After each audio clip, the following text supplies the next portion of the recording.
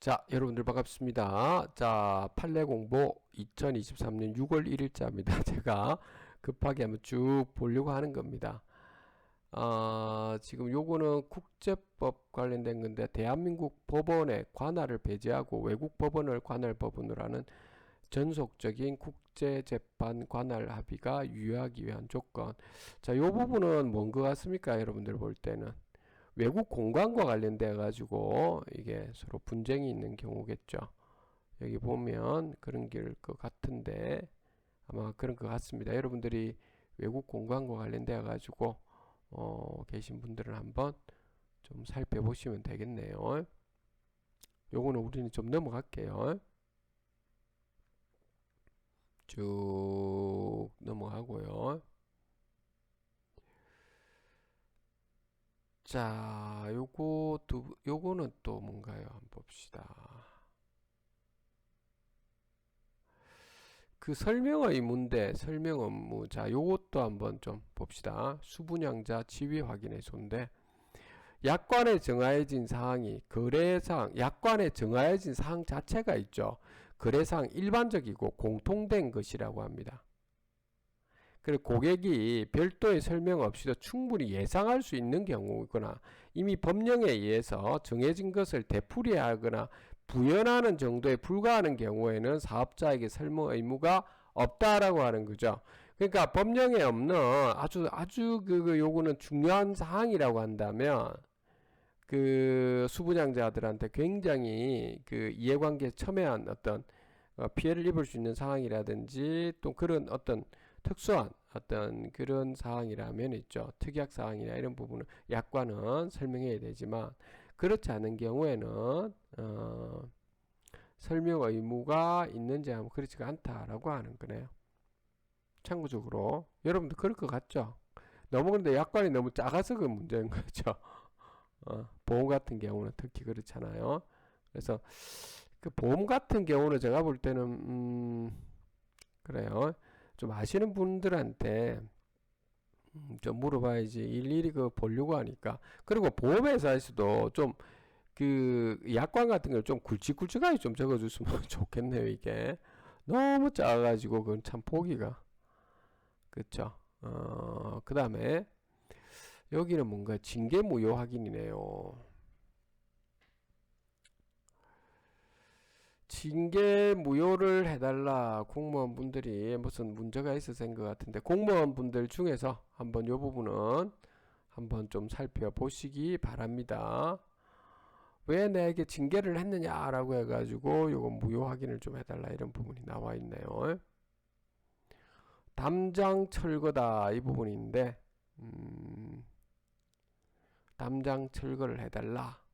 경계 표시되지 않았을 때 뭐 그런 부분도 있죠. 이 부분은 그것도 한번 크게 중요한 사항은 아닌 것 같은데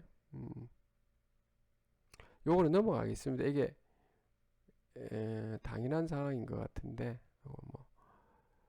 그 다음에 이 부분은 또 뭐냐면 요것도 알아야 되죠. 그 은행에서 특히 이런 부분인데요. 채권자와 채무자 모두가 기한의 이익을 갖는 이자부, 기한의 이익을 갖고 있는다는 겁니다. 3년이면 3년, 5년이면 5년 이렇게 딱 정해져 가지고 채권 채무 관계가 있는 이런 이자부 금전 소비 대차 계약 등에 있어서는 채무자가 기한의 이익을 갖다가 포기하고 변제기 전에 변제하는 경우에는 변제기까지의 약정이자 등 채권자의 손해를 배상해야 되는 거죠. 그렇죠. 및 이러한 약정이자 등에 대해서 손해액을 함께 제공하지 않으면 채권자가 수령을 거절할 수도 있죠. 여러분 어떻습니까? 이건 뭐 계약한 건데 그렇지 않나요? 그런데 이걸 안 해도 된다. 뭐 충분히 이해는 되는데 변제자 입장에서는 좀 빨리 갚아서 그래도 이게 좀 아닌 것 같지 않습니까? 또 사회행위 취소 관련된 거 또 나오네. 요거는 넘어가겠습니다. 좀 어떻습니까? 전국에서 지금 일어나고 있는 부분이 좀 비슷비슷한 것 같습니다. 이런 게 좀 많이 올라오네요.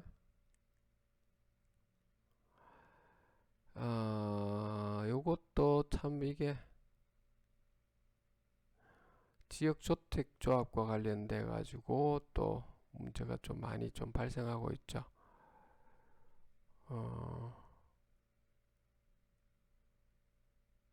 자, 요걸 한번 봅시다. 갑등이 지역주택조합 추진위원회와 조합 그 웬만하면 이거 잘 보고 하셔야 됩니다. 어쨌든 이 부분 요즘 문제가 많잖아요. 조합 가입 계약을 체결하고 추진위원회로부터 자금관리 대리 사무를 갖다가 수임한 을신탁회사에 계약금 등을 지급하였다가 그 이후에 추진위원회를 상대로 조합 가입 계약의 무효를 주장하면서 계약금 등 반환을 구하는 조정을 신청하여 추진위원회로 하여금 갑 등에게 일정 금액을 반환하도록 하는 내용의 조정을 가림하는 결정을 받아서 위 결정이 확정되었는데도 위 결정이 확정되기 전에 을 회사와의 자금관리 대리 사무 계약을 해지하고 병신탁회사와 자금관리 대리 사무를 새로이 체결한 추진위원회가 좀 문제있네. 추진위원회 결정에 기한 채무를 이행하지 않자 열받죠. 그래. 갑 입장에서 갑 등이 완전 사기. 왜 이 사람들 참. 갑 등이 새로 체결된 자금관리 대리 사무 계약에 따라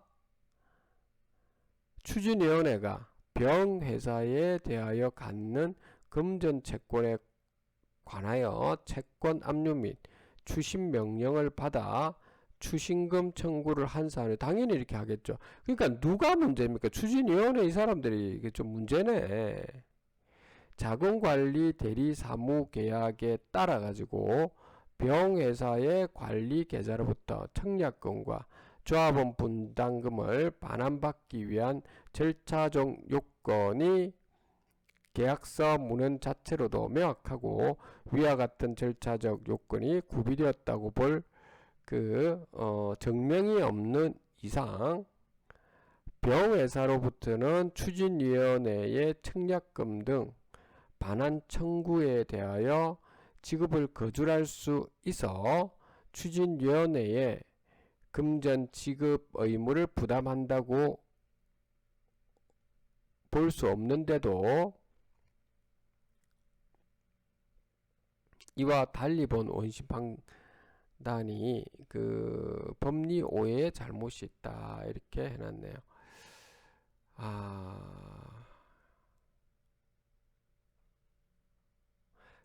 이게 다시 한번 봅시다. 이게 무슨 말이냐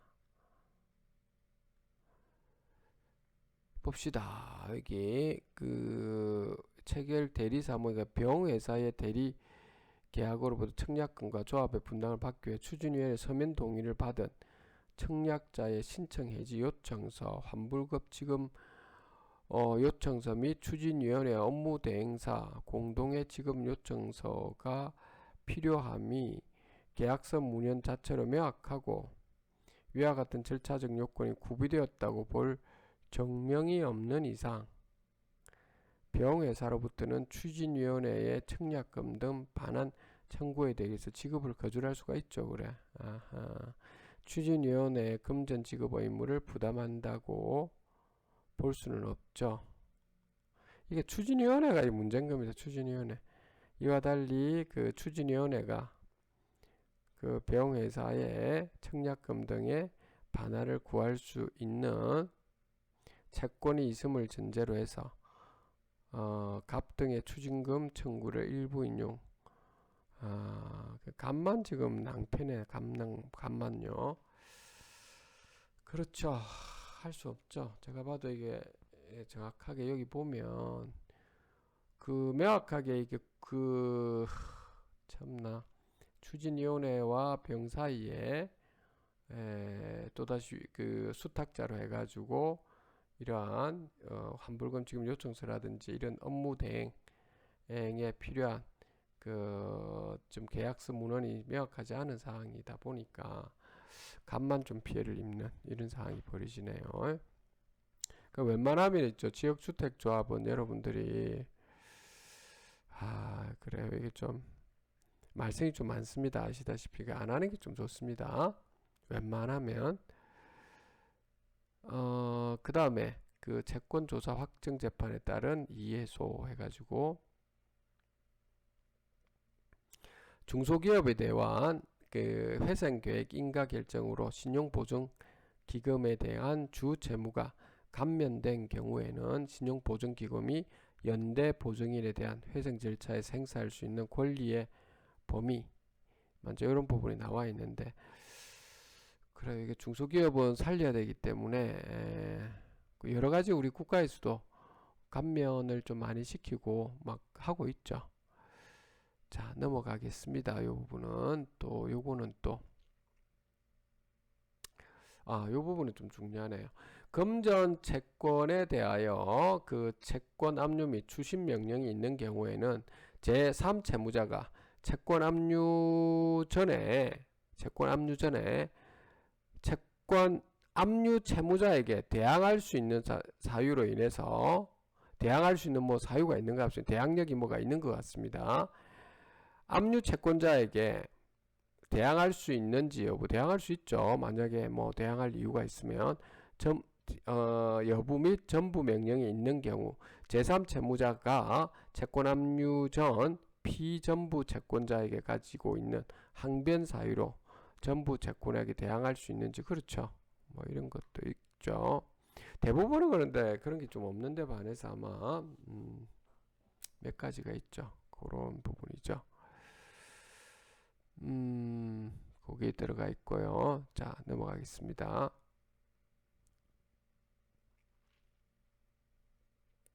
요거는 또 뭔가요? 신탁법이네요. 자, 신탁자인 즉 갑이 우선 수익자인 을 주식회사 등을 상대로 해가지고 그 을 회사 등의 수익 채권이 담보 신탁 계약 종료 전에 이미 시효 완성으로 소멸하였다고 주장하며 우선 수익권의 부존재 확인을 구한 사항에서 신탁법 제63조 자망을 이유로 수익 채권자의 소멸 시효가 완성되지 않았다고 본 뭐 그렇죠. 우선 수익자 입장에서는 참 이게 참 이 보십시오. 이게 돈과 관련된 거 들어가니까 이게 별짓 다 하죠. 우선 수익자 입장에는 투자자인데 투자자가 자기 나름대로는 잘 될 거라고 투자하려가 나중에 또 더 뭐 도둑놈들이 더 뭐 설치는 시행사라든지 뭐 이런 쪽에서 신탁자도 뭐 자기 이해관계가 있다 보니 그런 것 같습니다. 넘어가 보겠습니다. 요거는 뭔가 한번 봅시다. 상가 임차인의 변제 제공이 상가 건물 임대차 보호법 제10조의 9에서 정한 특례 기간을 포함해서 그 전후에 연체 차임액 전부에 미치지 못하는 경우에는 변제 충당의 방법 및 이때 특례 기간의 연체 차임이 그 이행기가 도래한 다른 연체 차임보다 후순위가 충당되는지 여부 그럼 뭐 이렇게 해놨네요. 지금 뭐 이런 부분은 여러분들께서 그냥 이거를 변제 충당 뭐 법정 충당 뭐 이렇게 해놨는데 웬만하면 그 저는 여러분들한테 뭐 이런 것보다는 그 재소전화의 조서는 꼭 하시라고 제가 말씀을 드렸고 그래도 될까 말까 하는데 이상한 사람들도 있다는 겁니다. 그냥 집행하면 되지만 그리고 이게 여러분들이 특약 사항에다가 반드시 그 관리비가 밀렸다든지 또는 그 임대료가 밀렸다든지 관리비는 뭐 2개월 이상이라든지 임대료 또는 관리비하고 임대료 합해가지고 보증금보다 보증금 한계를 초과했다든지 이랬을 때는 해지 조건을 넣는다든지 뭐 이런 부분을 좀 넣어주면 좀 좋겠습니다. 자, 넘어가겠습니다. 일반행정 부분 공정거래위원회 관련된 그 시장 지배적 이렇게 해가지고 지위 남용 심사 기준 이렇게 부분에 나와 있는데요. 요거 넘어갈게요. 산업재해 그 보상보험법의 적용 기준인 근로자가 여러 개의 사업장을 옮겨 다니면서 근무하다가 질병에 걸린 경우 여러분도 어떤 경우 같습니까? 그러면 다 살펴봐 가지고 뭐 재판장님께서 그 판단한다는 거 아니겠습니까? 여러분들 여기 다 여기 비슷하게 접근했네 보니까. 넘어가겠습니다. 그 다음에 이게 국가유공자 유족비 해당 결정 취소 부분도 나와 있고요. 필요하신 분들 좀 보면 되겠네요. 평균 임정정 이렇게 해가지고 산업재해보상법에서 의한 그 재해보상의 기준이 된 평균 임금은 3개월 전으로 제가 알고 있는데 맞는가? 3개월 전 아닌가요? 3개월 전까지 평균이 3개월 동안 그렇죠.